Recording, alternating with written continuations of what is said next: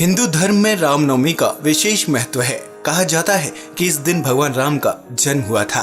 रामनवमी के दिन ही चैत्र नवरात्र की समाप्ति होती है। इस दिन माँ दुर्गा और भगवान राम की विधि विधान से पूजा अर्चना की जाती है। तो चलिए जानते हैं रामनवमी पर्व का पौराणिक महत्व। हाय दोस्तों, मैं हूँ शिवराम सिंह और आप देख रहे हैं हिस्ट्री टीवी इंडिया। तो चलिए शुरू करते हैं। रामनवमी का त्योहार बेहद ही खास होता है क्योंकि इस दिन धरती से पाप का अंत करने और आदर्श राज्य की परिकल्पना को सच में बदलने के लिए भगवान श्री राम ने जन्म लिया था। इस दिन की महिमा इतनी खास है कि अगर रामनवमी के दिन भगवान श्री राम का स्मरण और विधि विधान से पूजा पाठ की जाए तो सारी मनोकामनाएं पूरी होती हैं। पौराणिक कथा। हिंदू धर्म शास्त्रों के अनुसार त्रेता युग में धरती से अत्याचारों को खत्म करने और धर्म की फिर से स्थापना के लिए भगवान विष्णु ने मृत्यु लोक में श्री राम के रूप में अवतार लिया। भगवान राम का जन्म चैत्र महीने के शुक्ल पक्ष की नवमी के दिन पुनर्वसु नक्षत्र में और कर्क लग्न में अयोध्या में राजा दशरथ के घर हुआ। उनकी माता का नाम कौशल्या था।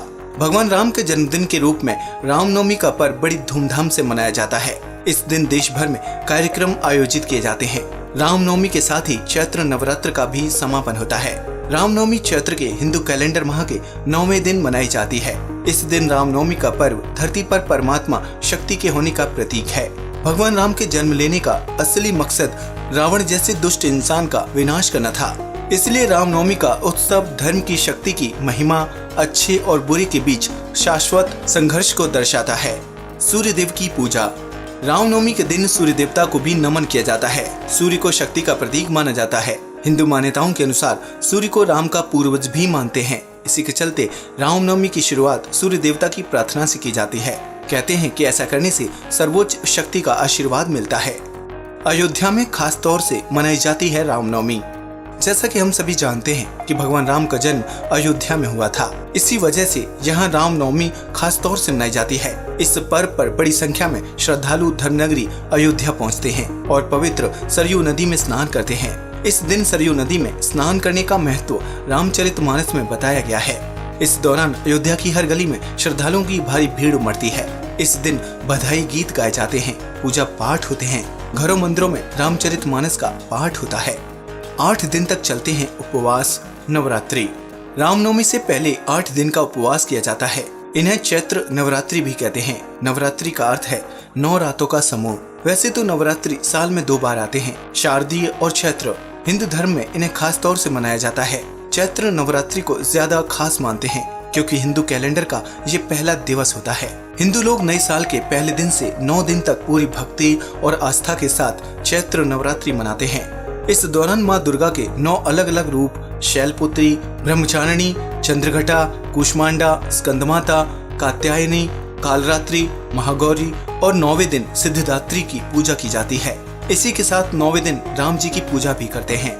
मान्यता है कि इन 9 दिन के दौरान माँ दुर्गा धरती पर ही रहती हैं। ऐसे में अगर किसी शुभ कार्य की शुरुआत की जाए तो उस पर माँ की कृपा जरूर बरसती है और वो कार्य सफल होता है। कहते हैं कि चैत्र नवरात्रि के पहले दिन माँ दुर्गा का जन्म हुआ था और माँ दुर्गा के कहने पर ही ब्रह्मा जी ने सृष्टि का निर्माण किया था। इसलिए चैत्र शुक्ल प्रतिपदा से हिंदू वर्ष शुरू होता है। नवरात्रि के तीसरे दिन भगवान विष्णु ने मत्स्य रूप में जन्म लिया था और पृथ्वी की स्थापना की थी। चैत्र नवरात्रि में ही भगवान विष्णु का अवतार माने गए भगवान राम का जन्म हुआ था। इस दौरान महाराष्ट्र में गुड़ी पड़वा से चैत्र नवरात्रि की शुरुआत होती है। वहीं आंध्र प्रदेश और कर्नाटक में उगादी से चैत्र नवरात्रि की शुरुआत होती है। 8 दिन का उपवास रखकर 9वें दिन कन्याओं की पूजा कर उनका आदर सत्कार किया जाता है। मान्यता है कि भगवान श्री राम जी ने भी देवी दुर्गा की पूजा की थी। शक्ति पूजा करने के बाद उन्हें धर्म युद्ध पर विजय मिली। कहा जाता है कि इसी दिन गोस्वामी तुलसीदास जी ने रामचरितमानस की रचना का आरंभ किया था। इसलिए धार्मिक नजरिए से चैत्र नवरात्रि का खास महत्व होता है। इस तरह इन 2 महत्वपूर्ण त्योहारों का एक साथ होना रामनवमी की महत्ता को और भी बढ़ा देता है। आज के लिए बस इतना ही। वीडियो अच्छा लगा हो तो प्लीज इसे लाइक और शेयर करें, साथ ही चैनल को सब्सक्राइब भी करें। नमस्कार दोस्तों।